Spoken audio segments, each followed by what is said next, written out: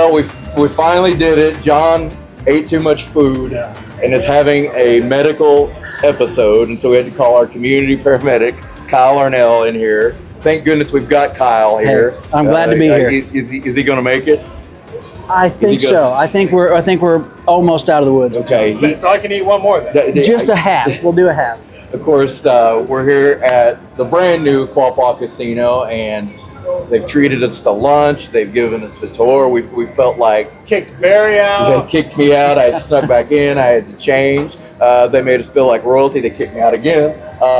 But they treat everybody like royalty here, which is really cool. But like I said, we're joined here today by the community paramedic, Kyle Arnall, and we'll be talking more about health and maybe some beard. Yeah, You have the best facial hair, probably. It's an art. It's a blessing and a curse It's sometimes, a blessing Barry. and a curse. Well, let's get ready. Tell everybody what a community paramedic. Yeah, what exactly Yeah, is that? so community paramedicine, or the more fancy term is mobile integrated healthcare. Okay. And so Community basically, paramedic definitely rolls off yeah, the a tongue. little bit easier, a little easier to swallow. But so basically, what we do is we kind of focus on prevention and early detection of clinical, signs, symptoms, things like that.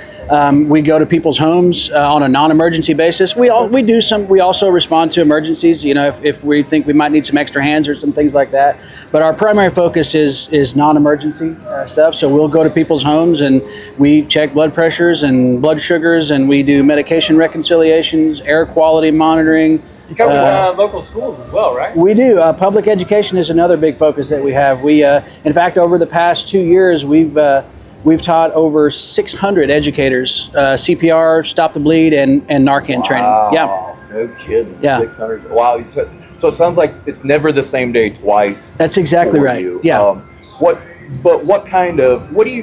are the trends that you're seeing as far as health that maybe you can address and maybe give some pointers to everybody out there Sure. on how to? You said prevention is Sure. key. Yeah. What are some of the things that are preventable ailments that we can attack early, and it's going to improve your quality of life in the long run? Sure. So since you brought it up, early detection, we'll talk a little bit about diabetes. Okay. Yeah. So diabetes, we see, especially amongst Native American folks, we see a much higher prevalence of diabetes, and so. We always recommend early testing, and testing is pretty simple. It's just a simple finger stick to check your blood sugar. They have at-home A1C testing, which we can also provide. Okay. And so that kind of gives us a pretty good idea of where we're at on that scale, whether we need to maybe make some modifications in our lifestyle, maybe what we eat, what we drink, our sleep habits, things like that. Is it kind of a holistic approach to a lifestyle? It absolutely or is. It one is. of those deals that where you just make a few tweaks here and there is going to. So depending on kind of where you're at, sometimes a little tweak will do it. Yeah, sometimes a little tweak will do it, but we really try to encourage just a healthier lifestyle altogether. So in moderation, That's not just for anybody. That's for everybody. That's for everybody, not just people. Yeah, and we preach moderation, even for folks who have diabetes. A little treat is okay every now and again. Looking at you, John. We don't want to overdo it. That's where we run into trouble. I gotta say. Yeah, so instead of that third slice, maybe just cut it back to 2. Well, or share. You know what, though? I really appreciate this because, my grandfather passed from diabetes, and then obviously I recently just found out that I'm pre-diabetic, so I'm right there. So that explains the health kick later. Yeah. I mean, really, but you come into the situation and thank God that we do have individuals, like I said, like Kyle, and we have the little nursing station downstream to help kind of our community. I mean, because I'm sure there's instances where people can't get out and get that checked. Sure. So you're able to go to them. Yeah, absolutely. There's really no excuse for people to not make health first and foremost a priority in their life. Right. Is there anything kind of else that you want to mention along that kind of train of thought? Yeah, like I said, for folks, moderation is key, especially as we get older. We're like cars. So the longer we go, Classic. the more things kind of wear out on us. Oh. And you were close. You're always a classic there. You guys both. But the more miles we put on something, the more tune-ups we got to have. And so if we catch something early, and if those miles aren't so hard, if we take it a little bit easier down the highway of life, it'll be a little bit smoother ride for us. So you're saying let the foot off the gas. Let the foot off the gas just a little bit. What really drove you into medicine though? Like what kind of made you say, hey, this is the field that I want to go into? Well, that's a good question. So many moons ago, I've been at this for about a little over 20 years now. I was going to ask. I feel like you have been a little over. I'm getting a few grays that I've got to get in the beer too. The thing about you is like you've been here, but you still have that first week brand new job attitude approach to this, right? Which is really amazing. Yeah.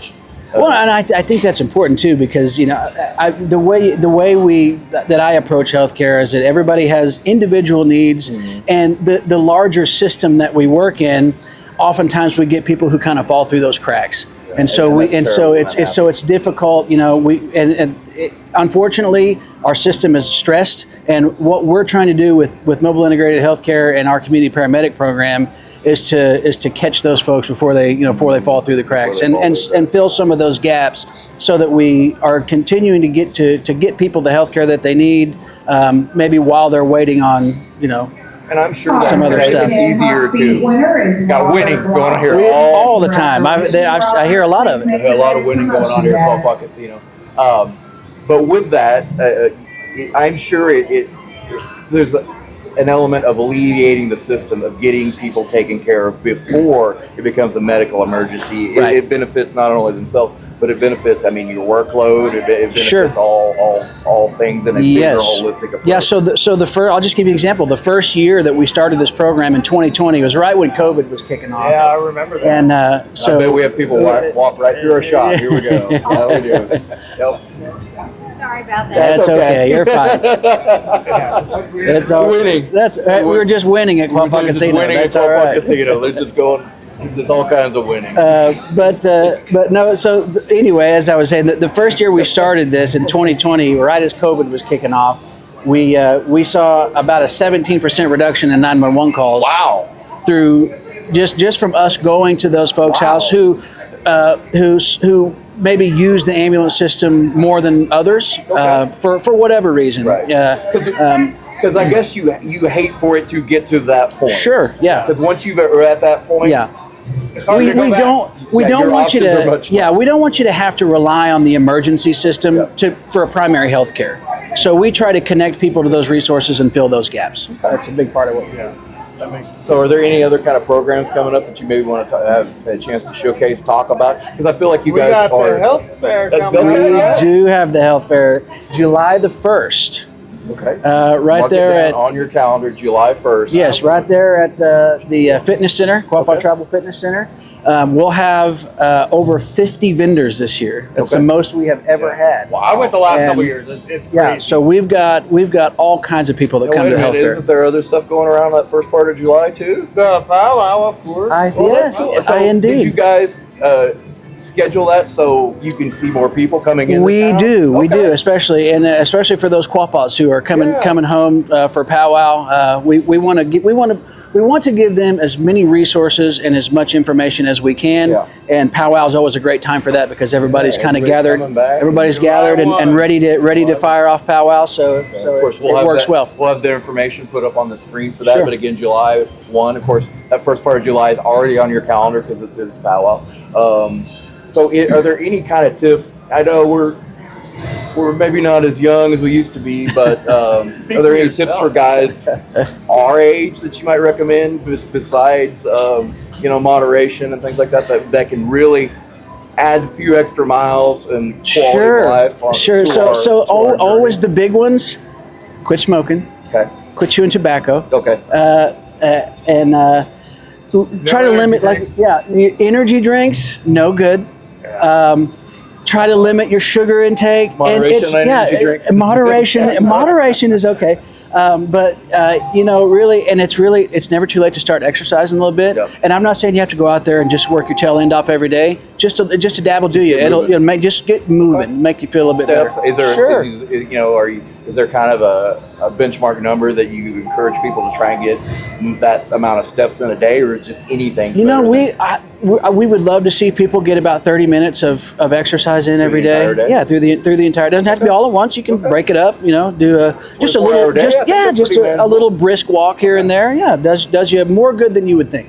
Yeah. Well, that's excellent. Well, I think we've covered a lot. Is there anything else that we haven't mentioned that you would like to take an opportunity to chat about? You know what? I don't think so. I think we've covered quite a All right, now bit. let's get into He's ready to the. eat the rest of my food. I saw some of the food over here. I thought I might. Yeah, I thought I might try and Go see what clear that's that about. So we're Go going to clear go that ahead pie and out. get some food. Moderately. And I'm going to get some tips on some facial hair over there. Well. So we're the Buffalo Roams. Kyle Arnall, of course, community paramedic. Thanks for joining us. You and bet. shout out to our people that love to watch us, Rick Mercer, Steve Crane. Steve Crane, we got I love Steve your Crane. Uncle man, Steve. buddy. We love Uncle Steve. And I love your suggestions, and we're working on that guest list as we speak. But we appreciate anybody and everybody that watches us and tolerates us.